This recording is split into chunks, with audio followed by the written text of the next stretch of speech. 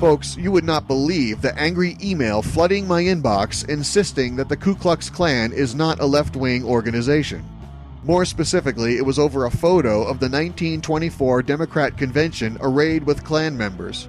The left hates having to admit this and works hard lying about and revising history. To understand the truth, let's start a few years before this convention. The Birth of a Nation was a film released on February 8, 1915. The 3-hour silent movie, directed and co-produced by D.W. Griffith, was adapted from the novel and play The Klansman, an early attempt to revise the history of the Ku Klux Klan and its roots in the Democrat Party. Just as in the recent play featuring a mock assassination of President Donald Trump, this film allowed leftists to get their jollies reliving the Democrats' actual assassination of President Abraham Lincoln. Republicans are shown to be bent on violently punishing the South for slavery, while the KKK is depicted as an honorable and heroic organization fighting against right-wing oppression, a complete fabrication.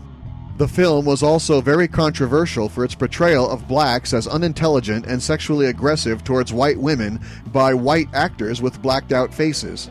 It is an extremely despicable and racist film, not to mention a complete lie.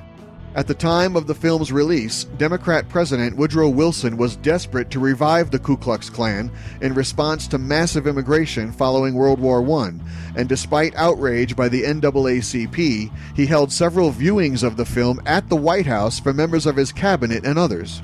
He was very successful, and thanks to his efforts, by 1924, the KKK was once again very popular among Democrats, and that year had a significant presence at the Democrat National Convention held at Madison Square Garden from June 24th to July 9th, complete with destruction of effigies of Klan opposer Al Smith, violence against blacks, and cross-burning.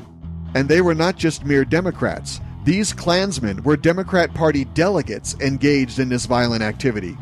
Also known as the Klan Bake, the 1924 Democrat Convention set a few records, among them being the most ballots required to choose a presidential candidate at 103, and at 16 days, it was the longest continuously running convention in the history of the United States.